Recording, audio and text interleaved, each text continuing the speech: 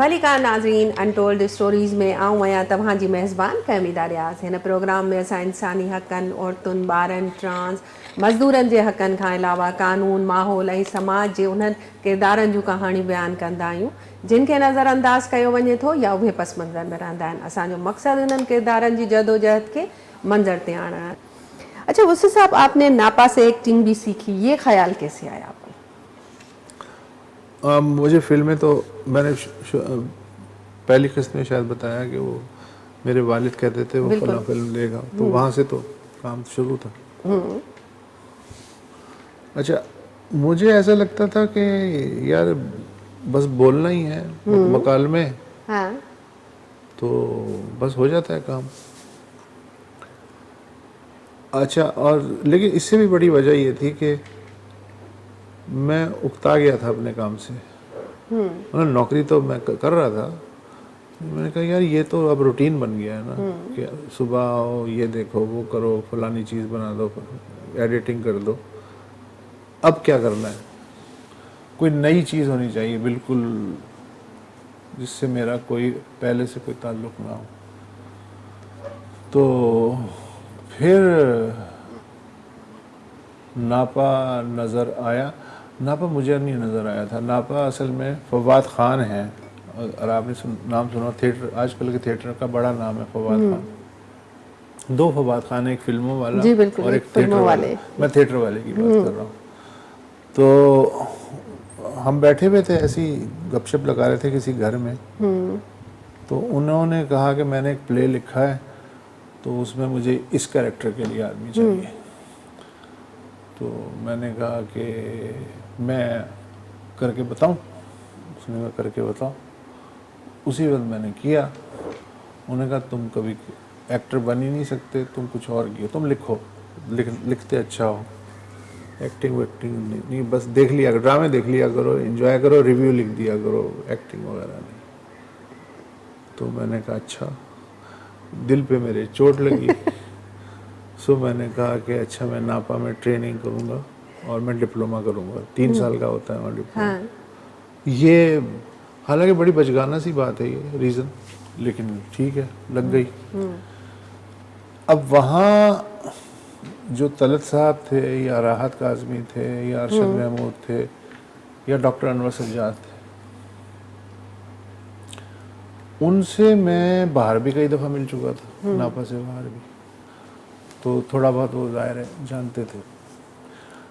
तो अगर उन्हें पता चल गया कि मैंने अप्लाई किया है तो शायद वो मुझे समझाने की कोशिश करें कि इस उम्र में क्या पागलपन कर रहा है तू। मैंने क्या किया, चुपके से फॉर्म मंगाया किसी से फिल किया, उसी के ज़रिए भरवा भी दिया, जमा भी करा दिया। फिर इंटरव्यू की डेट आई तो मुझे भी लेटर आ गया, वहाँ चला गया। मेरा नंबर उन्होंने अलॉट कर दिए थे कैंडिडेट्स को। अब मेरे आसपास कोई 18 साल का लड़का है, कोई 21 साल की लड़की है, कोई 17 साल का बच्चा है, और मेरा सब ये समझ के अदब कर रहे हैं कि मैं कोई नया टीचर हूँ। टीचर है। हाँ। तो जब इंटरव्यू की कॉल आई, मैं कमरे में गया तो वो लाइन से ये सारे जो मैंने नाम लिए हैं, ये जैसे सुप्रीम फुल कोर्ट बेंच नहीं होता, जैसे इस तरह से बैठे हुए, उस तरह बैठे हुए। तो ज़िया साहब कहने लगे आप यहाँ कैसे? मैंने कहा सर वो अप्लाई किया मैंने। अच्छा अच्छा अच्छा अच्छा, इससे ज़्यादा उन्होंने नहीं कहा, इसलिए कि वो सीरियस फंसा थी। तो वो टुकड़ा याद करने को देते थे हर बच्चे को कि ये घर से याद करके लाओ, तो कहने लगे वो सुनाइए। तो वो मैंने सुना दिया जैसे भी सुना सकता था। फिर एक और उन्होंने कहा था कि 2 चीज़ें आप तैयार करके लाएंगे हर बच्चा। एक तो खुद लिख के लाएगा एक पैरा किसी भी चीज़ के बारे में, और एक वो पैरा जो हमने आपको दिया है। वो तो मैंने सुना दिया। तो ज़िया साहब कहने लगे अच्छा भाई आप ऐसा करें, आप कोई कॉलम सुना दें अपना। तो फिर मैंने अपना एक कॉलम सुना दिया। तो अच्छा खैर मेरा हो गया। होने के बाद भी जो बच्चे थे और टीचर थे उनमें से किसी को यकीन नहीं था कि मैं स्टूडेंट हूँ। मैं लग ही नहीं रहा था کسی بھی طرف سے اسٹوڈنٹ کہاں سے لوں گا. اور 3 مہینے بعد ارشد محمود صاحب جو تھے ڈائریکٹر, وہ گیلری میں ٹہل رہے تھے, میں باہر نکلا تو کہنے لگے گال سن میری. تو وہ مجھے لے گئے وہاں کونے میں, جو گھاس وہاں جہاں لگی ہوئی ہے. کہنے لگے یار بات سن, اب میں جو پوچھوں تو کوئی بکواس نہیں کرنا, کوئی جھوٹ گپ نہیں سنانا, صحیح صحیح بتا کیوں آیا ہے, کیا چکر ہے, کوئی تجھے سٹوری چاہیے, کوئی سنگن ملی ہے, بتا دے, میں بتا دوں گا کہ کیا ہو رہا ہے کیا نہیں ہو رہا, اتنا لمبا ڈرامہ کرنے کی کیا ضرورت ہے. میں نے کہا سر, میں اگر یہ کہوں کہ میں اسٹوڈنٹ ہوں تو ظاہر ہے آپ یقین نہیں کریں گے. چلیں ایسا کریں کہ اگر میں اگلے 1 مہینے تک بھی آپ کو نظر آؤں یا 2 مہینے جو بھی آپ مقرر کریں, تو پھر تو آپ مجھے مان لیں گے کہ میں یہاں صرف پڑھنے آیا ہوں.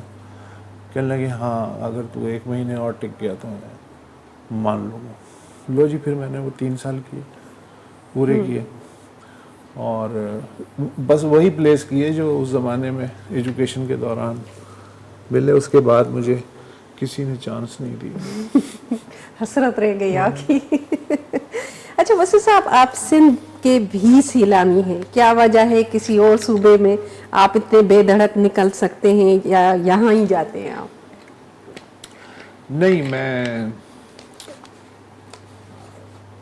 بے دھڑک بلوچستان بھی جاتا ہوں, اور میرا تو اپنا علاقہ ہے ساؤتھ پنجاب, وہاں بھی, اور سندھ. یار مجھے شاید اس لیے یہ پسند ہے کہ یہ میری طرح نا تھوڑے سے وہ ہیں, ہٹے ہوئے لوگ ہیں, مست قسم کے لوگ ہیں. ان کا نفع نقصان کا پیمانہ, ان کا انسان کو دیکھنے کا پیمانہ تھوڑا سا ڈیفرنٹ ہے. اور میں مزے میں فیل کرتا ہوں ان لوگوں کے درمیان. تو اچھا ہے, کوئی اتنا بڑا بھی نہیں ہے, سب ایک دوسرے کو جانتے ہیں. جو سکھر میں رہ رہا ہے وہ ٹھٹے والے کو جانتا ہے, جو ٹھٹے میں ہے وہ حیدرآباد وہ والے کو, بلکہ اس کے باپ دادا کا بھی ریفرنس آرام سے دے دیتا ہے, نکل آتا ہے. اچھا یہ میں نے ساؤتھ پنجاب میں بھی اسی طرح سے ملتا جلتا ہے کلچر ہے. تو یہ مجھے بڑے مزیدار چیز لگتی ہے کہ جیسا ایسا لگتا ہے کہ جیسے کوئی یہ کوئی صوبہ ووبہ تو نہیں ہے, یہ ایک بہت بڑا گھر ہے جس کا ایک بہت بڑا صحن ہے, اور اس میں کوئی کمبائنڈ فیملی سسٹم چل رہا ہے کہ کوئی دور کا ماموں ہے تو کوئی چاچا ہے, یہ ہے وہ ہے. تو یہ فیل جو ہے اس کی وجہ سے میں کہیں بھی چلا جاؤں تو رہ جاتا ہوں, مزہ آتا ہے. اور مجھے یہ نہیں بتانا پڑتا کہ میں کون ہوں, اور مجھے یہ نہیں بتانا پڑتا, پوچھنا پڑتا کہ آپ کون ہیں. تو اس طرح کام چل جاتا ہے. اچھا, ایک تاثر ہے کہ سندھ میں لوگ سیاسی طور پر باشعور ہیں, آپ کا تجربہ اور مشاہدہ کیا کہتا ہے؟ دیکھیں, جہاں بھی لوگوں کو پیسا جائے گا وہ علاقہ آٹومیٹکلی اپنی بقا کے لیے باشعور ہونا اس کی مجبوری ہے. آپ یہ دیکھیں کہ جتنے بھی فائن آرٹس کے شعبے ہیں, میں این سی اے کی بات کروں گا, میں ناپا کی بات کروں گا, اس لیے کہ میں نے انہی کو زیادہ دیکھا ہے. جتنے بھی بچے آتے ہیں وہ زمانے کی مار کھا کے آتے ہیں, مطلب فزیکل پٹائی نہیں, وہ دیکھتے ہیں کہ ایک ایک چیز جو ہے انہیں کتنی مشکل سے مل رہی ہے, اور ان کے پاس صرف ایک راستہ ہوتا ہے جس پہ غلطی کرنے کی کوئی گنجائش نہیں. غلطی کرنے کا مطلب ہے کہ وہ ختم ہو, کوئی سیکنڈ چانس نہیں ملے گا. تو باشعور ہونا ان کی جبری مجبوری ہے. اگر آپ ان کو ایک انتہائی کھاتا پیتا ماحول دیتے, مثلا امریکہ کے بارے میں کہا جاتا ہے کہ وہاں بیسک چیزیں تو ساری ملی ہوئی ہیں نا, اور شعور کا لیول جو ہے وہ یہ ہے کہ زیادہ تقریباً 12% امریکی ہیں جن کے پاسپورٹ بنے ہوئے، اور آدھے سے زیادہ امریکیوں کا خیال ہے کہ دنیا میں 4 خطے ہیں. کینیڈا ہے، ہم تو ہیں ہی، کینیڈا ہے، میکسیکو ہے اور یورپ ہے. اور اگر کوئی سیاسی طور پہ باشعور ہے تو 5واں اسرائیل ہے. انہیں کوئی اٹلس پٹلس سے یا پالیٹکس وغیرہ سے دلچسپی نہیں ہے کہ اور امریکہ واشنگٹن میں کیا خارجہ پالیسی چل رہی ہے کیا نہیں چل رہی ہے. وہ لوکل مسائل، ان کا روزگار، ان کا شیلٹر، وہ اصل میں ان کی پوری دنیا ہے. تو ان کو اس شعور کی ضرورت ہے نہیں، اس لیے کہ ان کا خیال رکھا جا رہا ہے کسی نہ کسی حوالے سے. یہاں تو آپ کو روزانہ اپنی زندگی پیدا کرنی ہے. 25 کروڑ میں سے 24 کروڑ کی میں بات کر رہا ہوں. تو یار آپ بے شعور ہونا افورڈ کر ہی نہیں سکتے. اور آپ جتنے پسماندہ اور پسے ہوئے ہوں گے، مثلا سندھ سے بھی زیادہ شعور میں اگر کہوں تو بلوچستان کا جو مکران کا ایریا ہے، وہاں بچے کے پاؤں میں چپل ٹوٹی ہوئی ہے، لباس اس کا میلا ہے، لیکن نئی کتاب کے خریدنے کے لیے اس نے پیسے جمع کر رکھے. تو اس کو کیا مسئلہ ہے؟ مطلب اس کو تو آگے کل اس کے ساتھ کیا ہونے والا ہے اسے تو یہ بھی نہیں پتا، مگر وہ پڑھ رہا ہے. تو اور یہ اس کا یہ نہ کرے تو پھر وہ کیا کرے؟ تو یہ ہے. اور ہاں، جو بڑے شہر ہیں جیسے اسلام آباد ہے یا کراچی ہے یا لاہور ہے، وہاں کے بچے جو ہیں وہ سوال بہت زیادہ مجھے امپریس نہیں کیا ان کے سوالوں نے. لیکن اگر میں سب سے چھوٹی جگہ پہ چلا جاؤں، گاؤں میں، وہاں کوئی 18 سال کا یا 16 سال کا لڑکا یا لڑکی وہ کوئی ایسا سوال کرتا ہے، مزہ آ جاتا ہے کہ یار کیا بات ہے. حالانکہ لاجیکلی تو شہر کے بچے کو زیادہ بہتر انداز میں سوال کو کنسٹرکٹ کرنا آنا چاہیے، لیکن وہ گاؤں والا اس لیے کہ وہ را ہے، اس کو صرف یہ پتا ہے کہ سیدھی بات کرنی ہے، سیدھی بات کرنی ہے. اس کو جلیبی بنانی نہیں آتی اور اللہ کرے پوری زندگی نہ آئے. بالکل. اچھا 2010 میں جب ہم بات کریں، سندھ میں سیلاب آیا، آپ نے تقریباً ہر جگہ آپ گئے ہیں، اس وقت تباہی اور بے بسی کی کیا منظر نظر آیا آپ کو؟ 2010 کی میں بات کر رہی ہوں. اور جب آپ اب جاتے ہیں تو لوگ کس قدر بحال ہوئے ہیں؟ کیونکہ ہم اگر بات کریں 2010 کے بعد بھی سیلاب آئے.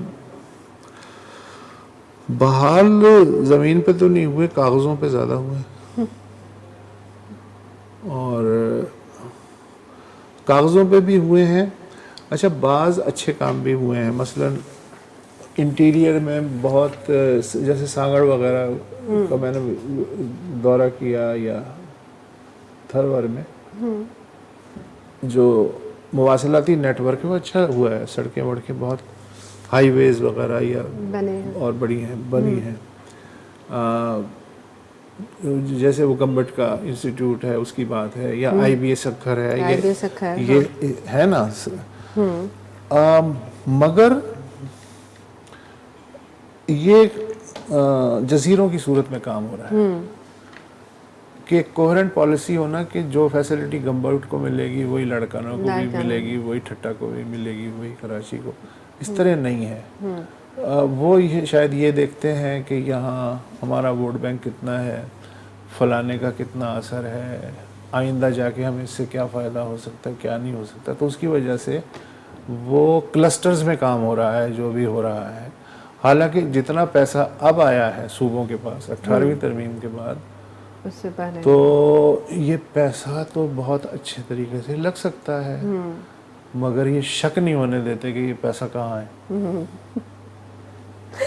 اچھا، آپ چند خوش نصیب صحافیوں میں سے ہیں جنہوں نے اخبار، ریڈیو، ٹی وی اور ڈیجیٹل صحافت کا دور بھی دیکھا ہے، تو اس کا حصہ بھی رہے ہیں. اس تبدیلی کو آپ نے بآسانی قبول کیا، یا دل اور دماغ کے اندر کوئی ابھی بھی مزاحمت ہے کہ جو آدمی کی عمر بڑھتی جاتی ہے وہ زیادہ سٹربن ہوتا جاتا ہے اور اسے تبدیلی کم پسند آتی ہے. جب وہ 18-19 سال کا ہوتا ہے تو چونکہ دنیا اس پہ کھل رہی ہوتی ہے اور وہ سمجھ رہا ہوتا ہے کہ پتہ یہ کیا ہو رہا ہے, یہ کیا ہے, تو اس وقت وہ ہر نئی چیز اسے اٹریکٹ کرتی ہے اور وہ جلدی جلدی اس کو سیکھ بھی لیتا ہے, اپنا بھی لیتا ہے. لیکن جب وہ فلم پوری ہو جاتی ہے 35 سال کی عمر تک, تو پھر وہ ریپیٹ میں وہ انٹرسٹیڈ نہیں ہوتا. وہ کہتا ہے یار جتنا سیکھ لیا. تو ڈیفینیٹلی میں بھی اسی گروپ کا حصہ ہوں, مگر وہی ہے کہ آپ کو کوئی بھی نئی چیز یا تو جبر سکھاتا ہے یا آپ کا جنون سکھاتا ہے, تیسری کوئی وجہ نہیں ہوتی اس کی. تو مجھے جبریہ طور پہ ڈیجیٹل ایج میں لایا گیا, اس لیے کہ یہ جو میرے پاس ہے اینڈرائڈ فون, یہ 4 سال سے ہے. 4 سال پہلے تک میرے پاس نوکیا کیا وہ تو 20 ہاں 3110 3210 کچھ اس طرح کا تھا, وہ 2500 روپے کا جو. اس پہ میں بہت خوش ہوتا تھا. لیکن پھر یہ جو زنجیر میں نے اپنے پیسوں سے خریدی, اتنی مہنگی زنجیر بھی آپ خود خریدتے ہیں نا, یہ کوئی آپ کو خرید کے نہیں دیتا, لیکن بند آپ اس کے لیے جاتے ہیں. تو میرے ساتھ یہ ہوا ہے اور پھر مجھے اچھا لگنے لگتا ہے. مثلا جب انٹرنیٹ BBC نے استعمال کرنا شروع کیا تھا 97-98 سے اپنی رپورٹنگ کے لیے. اچھا اس زمانے وہ ڈائل اپ تھا, آپ نے شاید نہیں دیکھا ہوگا. وہ زمانہ ڈائل اپ ہوتا تھا جس میں کہ ایک دفعہ کنیکشن ٹوٹ گیا, چونکہ تھرو ٹیلی فون لائن ہوتا تھا, تو ٹیلی فون لائن میں اکثر گڑبڑ ہوتی, تو کنیکشن ٹوٹ گیا تو دوبارہ سے وہ پوری رپورٹ دوبارہ پڑھنی پڑتی تھی. وہ اتنا تکلیف دہ زمانہ تھا. تو اب آج کے بچوں کو اس کا احساس نہیں ہے. تو جب وہ ہوا نا, جب میں نے پہلی رپورٹ بھیجی, اچھا مجھے سکھایا بھی ادریس بختیار صاحب نے تھا, جو ہمارے سینئر BBC میں تھے. انہوں نے سکھا دیا اور انہوں نے مجھے 2 دن میں سکھا دیا کہ کیسے بھیجتے ہیں. اچھا اس کے بعد تو یہ ہے کہ میں انہیں ضرورت ہوتی یا نہ ہوتی, میں بہانے سے ہر دوسرے تیسرے دن کوئی نہ کوئی رپورٹ بنا کے بھیج دیتا. مجھے اس لیے کہ اس میں مزہ آ رہا تھا کہ یار یہ بالکل, میں نے وہ زمانہ بھی دیکھا ہے جب میں بچہ تھا کہ ٹیلی گراف آفس میں صحافی جمع ہوئے اور وہ ٹیلی گراف کلرک کی جو ہے خوشامد کریں کہ یار وہ دیر ہو رہی ہے, وہ سیٹ ناراض ہو رہا ہے تو کر دے. تو وہ ٹک ٹک ٹک ٹک ٹک ٹک ٹک کر کے جو ہے ان کی بھیجتا تھا خبریں. میں نے وہ زمانہ بھی دیکھا ہے کہ وہ ٹیلی فون لائن پہ زور زور سے چیخ رہا ہے, خبر لکھوا رہا ہے اس اینڈ سے اس اینڈ پہ. تو اب جب یہ ہے کہ میں نے صرف اپنا ریکارڈ کیا آواز اور اس کو کمپیوٹر کے حوالے کر دیا, اب کمپیوٹر نے وہاں جا کے اس کو ڈاؤن لوڈ کروا دیا. تو اس مزے میں کچھ ضرورت سے زیادہ رپورٹنگ 2-3 سال ایسے بھی گزرے ہیں میرے, کر گیا. تو ٹیکنالوجی جب اپنا لوں تو پھر وہ نارمل ہو جاتی ہے, لیکن کوشش میری یہ ہوتی ہے کہ جتنی دیر مجھ سے دور رہے اتنا اچھا ہے. بالکل. اچھا مفتی صاحب, آپ نے جب صحافت میں قدم رکھا اور آج کی صحافت میں کیا بہتری آئی ہے یا مشکلات آئی ہے آپ سمجھتے ہیں؟ دیکھو ہر دور کی اپنی مشکلات ہوتی ہیں. مثلاً میری جو صحافت ہے, جو اس کی بگننگ ہوئی تھی ضیاء الحق کے زمانے میں, تو وہاں ظاہر ہے کہ جو جیسی ٹیکنالوجی تھی اسی حساب سے انسان کا مائنڈ بھی کام کرتا ہے. تو وہاں کا اب میں کیسے کمپیریزن کروں کہ 2025 میں جتنی زنجیریں اس زمانے میں تھیں لیکن وہ ویزیبل تھی کہ سینسر ہے, فلانا خبر نہیں جائے گی, فلانے موضوع پہ بات نہیں ہوگی, ریٹن میں لکھ کے آتا تھا. اب زنجیریں اس زمانے کے دور کے حساب سے ڈبل ہو گئی ہیں اور سب کی سب انویزیبل ہیں. یعنی میں سمجھتا ہوں کہ اگر آپ فاشسٹ بھی ہیں تو فاشسٹ میں بھی کوئی نہ کوئی فاشسٹ اخلاقیات ہوتی ہوں گی نا. کم از کم اون کر لو کہ یار تم بھلے اس بات کو غلط سمجھتے رہو, میں صحیح سمجھتا ہوں یہ حرکت میں نے کی ہے. اس بندے کو میں نے اٹھوایا ہے, اس پہ میں نے کیس بنوایا ہے, اس کو میں نے ایڈوائز دی ہے, وہ اخبار میں نے بند کروایا ہے. اون کر لو نا, اس لیے کہ تم تو ٹھیک سمجھ رہے ہو اس بات کو. لیکن اب اتنی بھی اخلاقی ضرورت نہیں ہے. وہ ساری حرکتیں ہو رہی ہیں لیکن وہ کہتے ہیں انہوں نے کیا ہے, فہمیدہ نے کیا ہے, مجھے کیا پتا. تو یار ریاست میں اتنی اخلاقی ضرورت تو ہونی چاہیے. اچھا, آپ کے خیال میں صحافت کے نوگیریا جو ہیں وہ بڑے ہیں یا کم ہوئے؟ بڑے ہیں, بڑے ہیں. بڑے ہیں. جتنے ریاست کے نوگو ایریاز ہیں اتنے ہی غیر ریاستی عناصر کے جو ہیں نوگو ایریاز ہیں, اتنے ہی اپنے جو پروڈکشن ہاؤسز ہیں ان کے نوگو ایریاز ہیں. مثلا میرا نہیں خیال کہ کوئی ایجنسی آپ کو روکتی ہے کہ کوئی فارماسیوٹیکل کمپنی کے خلاف اگر کوئی انویسٹیگیٹو رپورٹنگ آپ کرنا چاہیں تو میرا نہیں خیال کہ ایف آئی اے یا آئی ایس آئی آپ کو روکے گی, یا بحریہ ٹاؤن کے خلاف, تو یا کوئی بہت ساری مثالیں دے سکتا ہوں لیکن تمہارے لیے مسئلہ ہو جائے گا. میرے لیے کوئی مسئلہ نہیں ہے. جی ویسے صاحب ایسا لگتا ہے کہ ساری جنگ جو ہے نا بیانیے کی ہے اور اس میں سب سے بڑا ذریعہ میڈیا ہے, تو میڈیا کس حد تک غیر جانب رہ سکے گا, آپ کیا سمجھتے ہیں؟ نہیں, اب تو آپ یہ سوال اور اس کا جواب بہت پیچھے رہ گیا. اب تو ٹکرز بھی امپورٹڈ ہے نا, وہ جو پٹی چل رہی ہوتی ہے اسکرین پہ اس پہ جو لکھا ہوا ہوتا ہے وہ بھی امپورٹڈ ہے. وہ جیسے وہ نہیں ہوتا کمیلا ہوتا ہے جہاں گائے بھینسیں ذبح ہوتی ہیں تو اس کا جو گوشت باہر آتا ہے نا اس سے کمیلے سے, تو اس پہ ایک سٹیمپ لگتی ہے. اسی طرح جو بھی کچھ نشر ہو رہا ہے اس پہ پہلے کمیلے کی سٹیمپ لگتی ہے. پٹی بھی امپورٹ ہو کے آتی ہے, وہ واٹس ایپ کے ذریعے آتی ہے, اور وہ یہ کہتے ہیں کہ ہم اون نہیں کر رہے اس خبر کو. آپ چاہیں تو ذرائع کا کہہ کے چلا لیں, ذرائع نے یہ کہا ہے, یعنی نام تک آپ ہے, تو پھر کس طرح کے کیا ہو رہا ہے.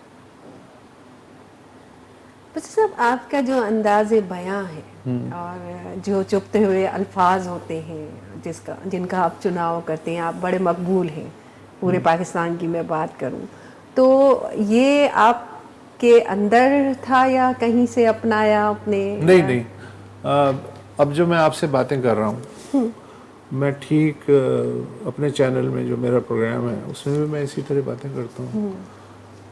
اچھا, لکھتا بھی میں اسی طرح ہوں. مثلا بعض لوگ ہوتے ہیں کہ جو کڑھائی گوشت میں بہت زیادہ تیز مسالہ ڈال دیتے ہیں, گھی بڑھا دیتے ہیں, اور ان کا خیال ہوتا ہے کہ وہ کوئی بہت کام کر رہے ہیں. یار یہ تو کوئی بھی کر سکتا ہے.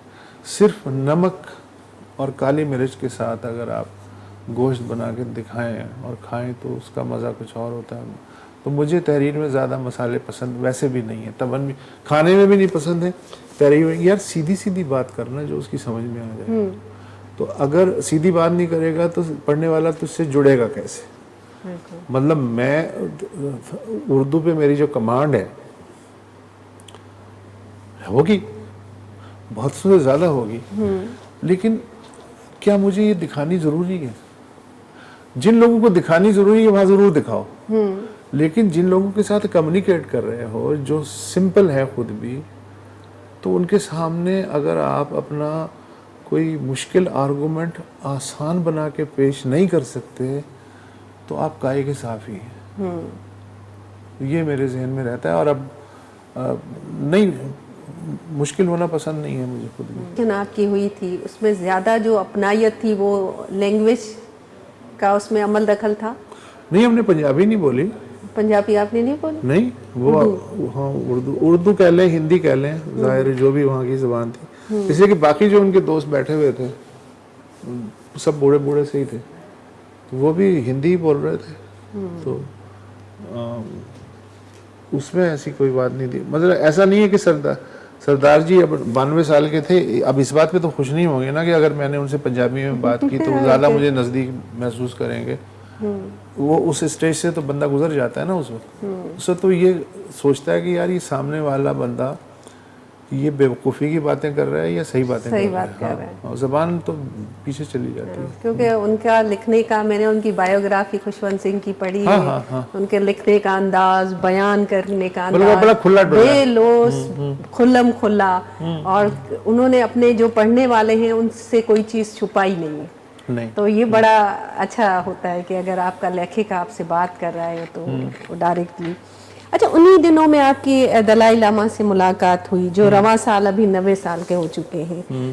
تو تبت کے تنازع کا حل ان کے پاس کیا تھا؟ کیونکہ دیگر علاقوں میں کی طرح وہاں عسکری مزاحمت نظر نہیں آئی اگر ہم بات کریں. نہیں، اب نہیں مزاحمت نظر آ رہی، لیکن جس زمانے میں وہ وہاں تھے 50s میں تو وہاں مزاحمت ہوئی ہے.